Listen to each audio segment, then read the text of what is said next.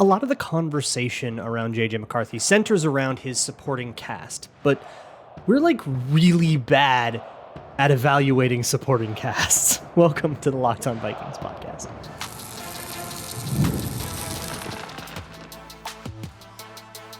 You are Locked On Vikings, your daily Minnesota Vikings podcast, part of the Locked On Podcast Network, your team every day. Hello, everybody, and welcome to the Locked On Vikings podcast, where we're always trying to learn something new. It's part of the Locked On Podcast Network, your team every day. And thank you so much for making Locked On Vikings your first listen of the day each and every day. My hashtag everydayers. You guys make this thing work. If you are new here, hello and welcome. What an interesting time for you to come join Vikings podcasting. But we welcome you nonetheless. And thank you so much. If you want to find the show, you can search it out anywhere you listen to podcasts, including the Sirius XM app. You can also find this show on Amazon Fire and Roku if you download the Locked On Minnesota Sports app on those smart TVs. You can also get the show just on YouTube. No big deal. Today's episode is brought to you by FanDuel. Make every moment more. Right now, new customers get $150 in bonus bets with any winning $5 bet. It's $150 if your bet wins. Visit FanDuel.com/lockedon to get started. So there is like this major discourse thing happening with J.J. McCarthy that has been happening throughout the entire pre-draft process and post-draft and everything. And that is the notion that McCarthy just sort of rode the boat of Michigan's run game and a really good Michigan team. All these players got drafted. I think they had like 13 guys drafted, including McCarthy.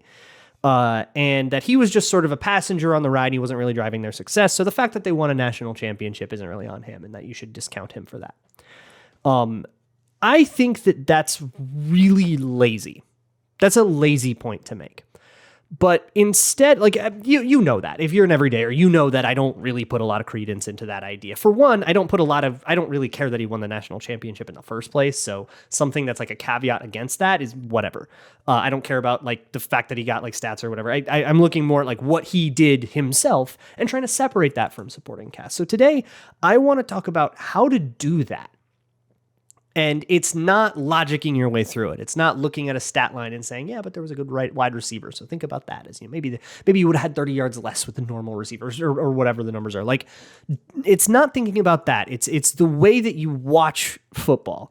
And it's a genuine skill that's really hard to do and that you'll probably get wrong a lot. And it's just like part of the learning process. And then also talk about Michigan's supporting cast in general. What did the run game do for J.J. McCarthy, if anything? What did his teammates do for him on passing plays, if anything? And this will be related to hopefully a Patreon post that is out. So here's the full disclosure thing. I am still out of town as you're listening to this. This is a pre-recorded episode. So if there's some major news that happened that you were expecting me to cover that I'm not covering, I apologize. I will catch up on that when I am stateside. But for now, let's continue with this conversation. For a long time, I thought of supporting cast as kind of a caveat, context, and adjuster. An adjuster to someone's stats, to someone's metrics, right? If you have a receiver with a whole bunch of yards and Patrick Mahomes is throwing to him, and then he gets traded to somewhere else, you would maybe expect fewer yards. Although that was Tyreek Hill and that exactly didn't happen. So maybe that's a bad example, but you know what I mean. You know, if you've got a lot of stats and then something changes, you are going to expect the stats to change accordingly. And I kind of thought of supporting cast as context in that way, and it still is context. But as I've hopefully grown as an analyst and as a watcher of football, I've learned that it's more skillful than that. That it's not as easy to just say, well, he had a really good wide receiver, let's adjust what we think the stats are. Let's adjust for supporting cast. That's if you are interested in that kind of thing, that's something that like a wins above replacement would do, that tries to kind of separate those things. That's like the thesis of Pro Football Focus grades, trying to separate those things. But they use like very hard and fast and rigid rules to do that, and it's going to lead to a lot of times where not only will that kind of often fail to capture the whole story of a play, but it won't ever tell you, even if it does capture the whole story of a play, you don't get to know. So those tools aren't really useful to us to learning this skill of separating something from supporting cast. And in a similar vein, separating things from like opponent quality.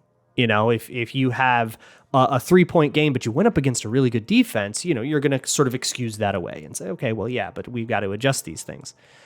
And as potentially dissatisfying as this answer is, the real key to learning to separate supporting cast is learning what good and bad plays are for that cast. And really, the issue with all of this is that it's trying to approach this problem in the aggregate. It's trying to eat the entire meal in one bite. You're trying to take the entire sample of everything and all of the different supporting cast elements and, boil it all down at once with the same thing. And I think that is just by its very nature going to boil away a lot of the nuance in a given player's game. And that's why I think the best way to approach the supporting cast thing is to go play by play.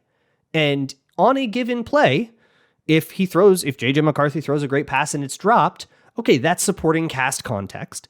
And then on the next play, if that receiver gets wide open and J.J. McCarthy misses him, well, both of those things led to incompletions, but they gave you really different conclusions, and kind of averaging them out to say that like both players had half of a good play or whatever, or averaging this many EPA or whatever, like that won't tell you anything substantive. It'll just put people on a one-dimensional spectrum from good to bad, which, while is this player good is the question we're always trying to answer, that lack of nuance is just going to make you miss stuff. So take it play by play. That's why I asked a while back on Twitter. I was like, okay, J.J. McCarthy haters, tell me the game where he gets carried. Show me the world of this guy not really doing anything and having his team just carry him forever. And I got a couple of games. I got a lot of people answering that with just reiterations of that point, which I don't think they read the question. But they gave me a couple of games. As of this recording, I've watched 2 of them. The 3 games people brought up the most were Penn State, Maryland, and Iowa, the conference championship against Iowa. And I've watched 2 of those, actually. I watched the Iowa game basically right after McCarthy got picked. I watched the Maryland game not soon after. And then I watched some of the Penn State game before the draft, but that one just kind of felt like Chop Robinson ruined the whole game, and that the tape wasn't particularly useful to me, and I got like frustrated with Michigan's right tackle and turned it off. Which that guy I think was playing out of position, so like I should relax on him. But when you go play by play through those games, and actually I think Iowa and Maryland give you 2 very different conclusions if you watch one of those games or the other on this, right? They're both games where the run game was very successful, and where J.J. McCarthy passed for 140 some yards. And at least against Iowa, the Wolverines shut out the Hawkeyes. So they scored 26, which is plenty respectable, especially against that Iowa defense. But because it was never really a game, it didn't really feel like J.J. McCarthy had to do a lot to win that game. And that's the part where I diverge a little bit, and I'll talk kind of about in those 2 games what I mean by all of that, and especially with the idea of the run game carrying things and all that. That'll kind of be what's next. But what I really want you to take from the beginning here is to take it play by play and to determine for yourself whether or not on this particular play, isolate it, whether or not he got quote unquote carried. And I think by doing that, you'll get a much better sense. And you might not come away with the same conclusion as me, and that's fine. But you'll get a better sense of what it is that his team is doing for him or not doing for him. And that will give you a much clearer sense of what you think of this guy than you can ever get by trying to boil it down to a number line. There's just never going to be any intrigue in that. You're never going to learn anything from that. And we're always trying to learn something new, right? So that's where I'm at on the supporting cast thing. But we've got a lot left to talk about, and that'll all come up next. Today's episode of Locked On Vikings is brought to you by eBay Motors. Look, if you need something for your car, you don't want to skimp on that. You definitely don't want to haphazardly navigate the jungle of what does and doesn't fit your ride and your ride specifically. Your car is a part of who you are as an individual. It's how you get from one place to another. It's probably something that you use every single day, and how you keep it and how you express yourself through your car is like a part of who you are. So take it serious and go to eBay Motors. With the eBay Guaranteed Fit, your part is guaranteed to fit your ride every single time or your money back, whether that's something like an LED or a roof rack or something cosmetic or something under the hood that it actually needs to keep going and keep doing what it needs to do for you to keep your life intact. Keep your ride or die alive at ebaymotors.com. Eligible items only. Exclusions apply. eBay Guaranteed Fit only available to U.S. customers.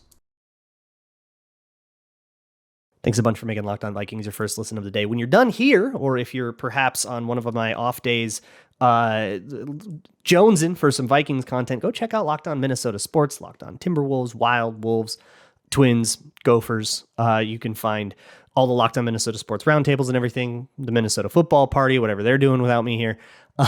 You can find all of that at the Locked On Minnesota Sports YouTube page. So the elephant in the room with this supporting cast thing is the idea that Michigan ran a lot. They had a pretty substantial run-pass ratio in favor of the run, and there are moments. This is the conclusion of the Maryland game to me.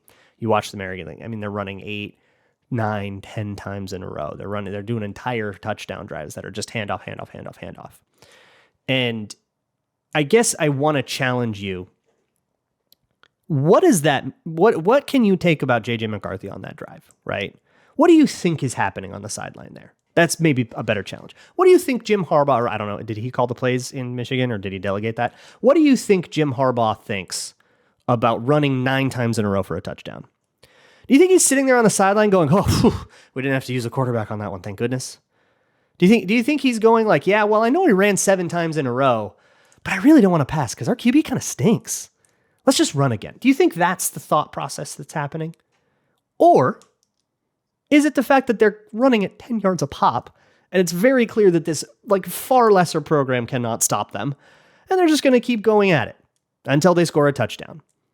Like, it's really difficult to argue that the play calling on a touchdown drive was like a forced necessity. Oh God, they couldn't pass. They had to run all day long. No, they couldn't stop it, so they ran all day long. Like, do you see how those are two different ideas, and that one really doesn't have anything to do with J.J. McCarthy at all? Run plays don't tell you anything about the quarterback, unless that quarterback is a read option quarterback, and then you can learn from how much the edge rusher respects him, which is not the case here. They're not running option. I'm going to say that again, because I think it's really important. When you watch a run play, and isolate all the plays, make them all individual plays, run plays don't tell you anything about the quarterback. That should be kind of a truism, but here we are, where we're talking about the quarterback, and like a lot of the discourse is polluted by talking about Michigan's run game.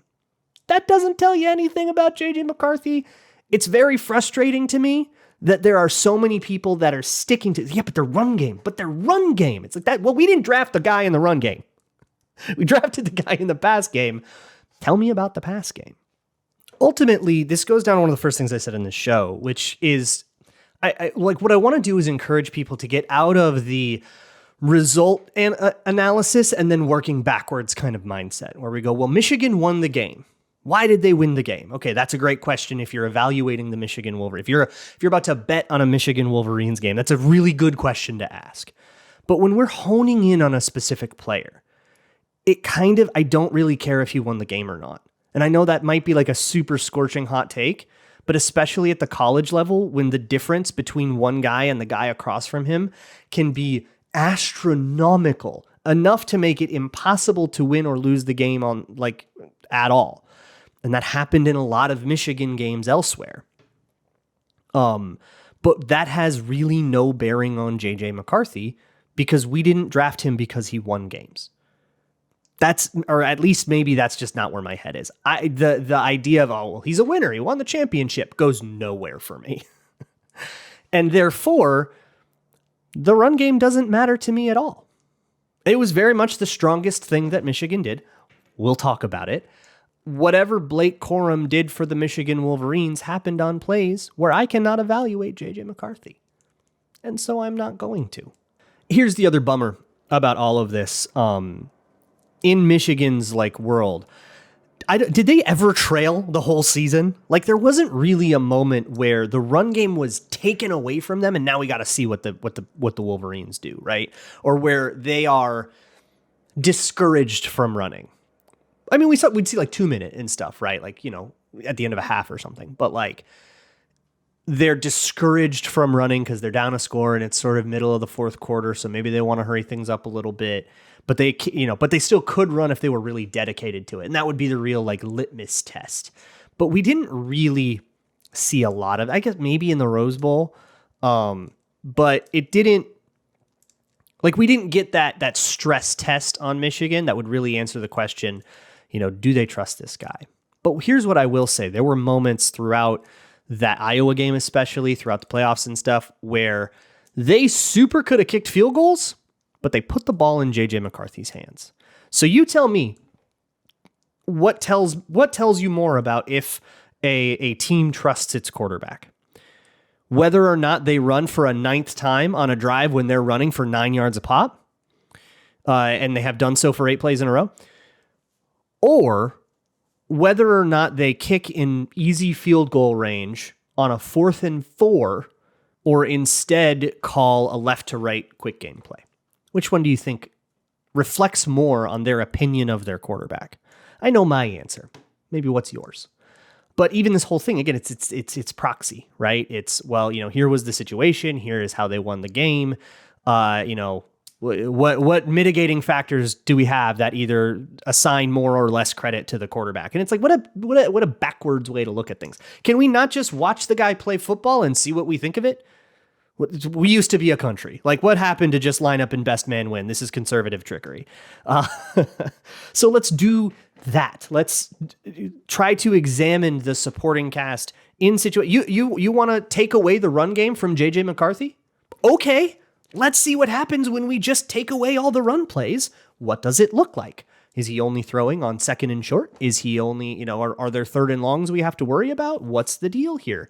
I think the deal with 3rd and long and J.J. McCarthy, and I think that's a really important facet to his evaluation that can sort of get you out of this mental rut of only ever really thinking about what didn't have anything to do with him on the Michigan Wolverines. Because we ain't care about that, so that will be next. Today's episode of Locked On Vikings is brought to you by FanDuel, America's #1 sportsbook. No matter what's going on in the wide world of sports right now, baseball season in full swing. So you can go gamble on some baseball games. You can gamble on stuff. Caitlin Clark in full swing with the Indiana Fever. You can go gamble on her. You can gamble on some NFL futures as well. If you think the Vikings can maybe steal the division, there's some good odds out there on that. A lot of value there. So head on over to FanDuel.com. And if you're new, sign up at FanDuel.com/lockedon. You can get $150 back in bonus bets if your first bet wins. So go lay down some easy money line somewhere. A $5 bet on that, you can get $150 back. That's 30-1 odds just for signing up at FanDuel.com/lockedon. FanDuel, America's #1 sportsbook. So here's the rub. The Michigan Wolverines did not carry J.J. McCarthy. J.J. McCarthy carried the Michigan Wolverines. All right, now some of you just turned the video off. Everybody who gets really mad about hearing takes that they disagree with just left. So now you and I can have a mature conversation, okay? All the kids left. The adults are here. Good. Yeah, you're right. You heard me correctly. J.J. McCarthy carried the Michigan Wolverines. This is not a volume take. If you're the upper boundary of your analysis is looking at how many pass attempts a guy had, I probably already lost you. So again, the adults can have a conversation here, hopefully by this point. The reason I say this is honestly was solidified more than anything by the Iowa game. The Maryland game very much was, and I guess he was hurt a little bit in that game, so I kind of get it. The Maryland game had some rough misses in it. It was certainly not J.J. McCarthy's best game. I think that and the Bowling Green game are like the two games that I've seen so far as of this recording that I would call like truly bad quarterbacking games. And that will probably be part of either the Patreon or maybe another conversation, but I'll say it right now. Like the Maryland game, bad game. Bowling Green game, bad game. Iowa game, fantastic game. I love the way he played in the Iowa game because he carried a team that was utterly falling apart. There are three offensive linemen that got drafted off of the Michigan Wolverines. One of them was Zach Zinter, who was not available for a lot of the games that we're using to evaluate J.J. McCarthy. The other one is, I forget his name. He does not deserve for me to remember it. It was the left guard, number 77, who would get absolutely worked all the time. Oh my goodness, this left guard is dreadful. This was a Dakota Dozier level catastrophe. All right, we are in like Tom Compton versus Aaron Donald 2018 territory. All right, I could say Drew Samia's name too, but you get the idea. We've seen this in Minnesota before. It's bad, right? This will ruin a guy. And then next to him is the left tackle Ladarius Henderson, who also got drafted, and I'm genuinely shocked because that guy got also smoked a ton around the edge. And when you are examining why a pressure happened, this is one of those skillful things where you have to look at, okay, why did that pressure happen? Because it can be the quarterback's fault. I've said that a bunch about Kirk Cousins' plays, right, where that was the quarterback's fault. I said that a bunch about Drake May, right, who I like more than J.J. McCarthy, but that's a flaw of his, is, kind of drifting outside of the pocket and ruining his tackles angles and bringing pressure onto himself. I think Caleb Williams does the same thing. And J.J. McCarthy very much does not. So it was pretty. The other thing you got to look at is time, right? Was he just standing back there forever, taking forever to read the field, and then eventually guys blocked unsustained? And the answer to both of those things, very important things to check. Neither of those things really occur on these plays, especially against Iowa. We've got Ladarius Henderson getting absolutely shredded by a guy who I'm 99% sure. I don't even think he's eligible for the draft. So maybe he'll get drafted later, but I think he's number 15, whoever that is on Iowa, just shredding this guy around the edge all the time. So you've got pressure coming up the interior off your left guard. You got pressure coming from your left side. You did a lot of rolling to the right, escaping to the right, throwing on the move to the right. And this really solidifies my take on J.J. McCarthy, that my favorite thing about him is how he responds to pressure. It is genuinely the one thing about J.J. McCarthy I think is his greatest strength that makes him the most likely to succeed at the NFL level, because you're going to see pressure too at the NFL level. I like Darrisaw, I like O'Neal. We've got questions on the interior as of this recording. But even if they do sign a left guard that we all like, Bradbury can still get beat, right? Ed Ingram can still get beat. There's problems there, and you're going to have to deal with pressure. And plus, it's the NFL. There's going to be there's really good edge rushers everywhere. You're going to deal with pressure. And so, if you say there's two ways. There's a fork in the road here at this point in the conversation. We could say, well, he dealt with a lot of pressure, and that's an excuse that we have for him and his performance in this game or that game, and we can kind of leave it at that. But to me, that's leaving math on. That's leaving unsolved algebra on the worksheet. That's not. We can do more work. We can think through a little bit more. And what's a better question? The validity of pressure as an excuse, or how much we like what he does when he is under pressure? Why don't we, instead of focusing on the volume of pressure and the effect it had on the game as a whole, which only really matters if you care that he wins the game, which I've been very clear that I don't, why don't we instead isolate all the pressure plays? What if we just went to only pressure plays and looked at how he did on those and decided if we like it or not, right? And maybe you could do that, and under pressure stats are particularly unstable, but I'm not talking statistically here. I'm talking about habits. What does he do on all of these plays? Does he scramble outside the pocket? Does he try to rescue the pocket? Does he get the ball out quickly enough? Does he stand and deliver and take hits? What does he do? And that's part of my evaluation, is sort of thinking through all those different times. And if I really struggle with it, I'll sit and cut them up, but you can just kind of think about it. You can do that mentally, I guess. And just thinking through all of those times and how he responds when there is pressure, that is not his fault, right? Just don't take the ones where the circumstances get him, right? For one, I'm not talking about two plays here. There's a lot. There's enough of a sample size is what I will say. Not enough or too little, or I don't care about how much it affects his stat line and how I think about his stat line. I just kind of care that there's enough so we can learn about how he deals with that situation. And I really like it. Like, I really like it. It's really awesome. It's my favorite thing about him. And then you can look at plays where he brought pressure upon himself, maybe by bailing when he shouldn't have. That'll happen. Not a lot, not a ton, but sure, he's a young, as much as any college QB will. You'll find a couple of those, or if he held the ball too long or whatever. If he had there's weird turn downs. That's a thing I haven't probably talked about enough with J.J. McCarthy. There are times when he should take that throw, but he, for whatever reason, moves on in his progression that I find weird. I struggle to explain, and that's either a skill issue on me, fully possible, or he's just kind of playing a little bit overly conservative, which is also possible. How do you feel about those plays? Let's think through those. And those are the conclusions that I came up with when I did that. And then maybe you look at the plays. Okay, what about the plays when he had no pressure and when a guy got open? I don't really care about those plays. And I think that's the supporting cast thing, right? Okay, if there's a bunch of those plays and there's these big highlights where a guy's wide open and he throws a post and there's perfect pocket and everything is good, it's not very differentiating. All of the 6 QBs that we spent most of the offseason so far talking about can make good plays in that context. If you can't make good plays in that context, you are probably not in the NFL. So yeah, those, if you sort all those out and you watch that, you're probably going to come up with a really sexy highlight reel, but who cares, right? The real meat and potatoes, the real thing that separates the men from the boys is going to happen in those other 2 categories. What about pressure? What about pressure that's your fault, right? Like, what happens on those? That's where you're going to learn something about this prospect. And then the last thing, and this is more gatekeepy than I wish it was, but you just have to know what you're looking at. If you see a wide, like here's one that gets me a lot with these wide receivers. The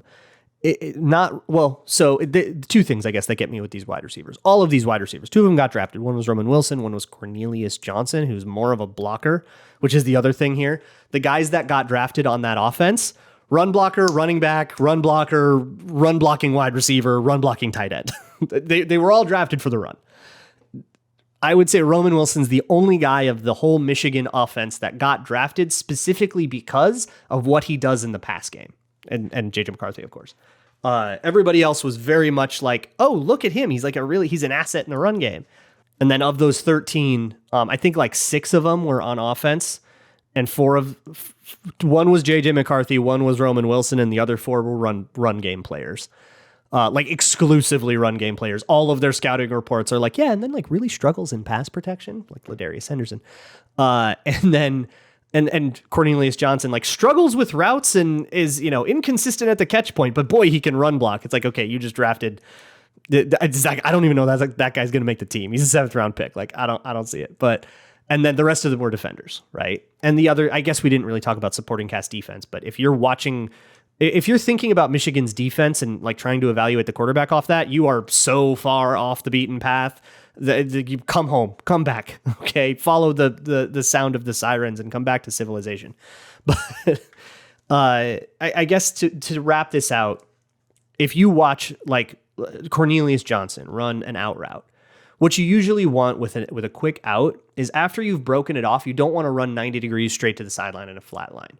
You want to work it, to carve it is the word I've heard used, back toward the quarterback a little bit, to essentially cut off any interception angles that the cornerback or like a lurking linebacker or safety might be flirting with. You want to carve it back a little bit. So you should kind of, it should look a little bit like a ribbon that you ran a scissors over, where it kind of, curls back on you. That's what you want out of like out routes. So if you don't do that, and the quarterback is expecting you to do that, they're going to throw that out route shallower than you are, and it's going to look like they missed, but in reality, the route didn't do what it was supposed to do. And that's something you can only identify if you know how out routes are typically coached. And really, it's only something you can identify if you know how out routes are coached at Michigan, which, what do I know? Maybe they aren't coaching it that way, and J.J. McCarthy did miss. You do have to be like respectful of that possibility, but you just have to be able to identify little things like that, which really will only come with a lot of work and a lot of curiosity, which is what I want to encourage, is curiosity. The Locked On Vikings is not a show for people who just want to like sit here and fall asleep and wake up and then they have their opinions. Sorry if that's you. That's not what this is for. We're trying to learn something new every day, right? Hopefully you learned something on this one, or at least I got you to think about things a little bit more robustly. That's, I guess, the point of this one. But I should be back stateside soon. May 20th, I think, will be the first Monday that you hear from me that I'm like actually back. So I will see you all then. And as always, Skull.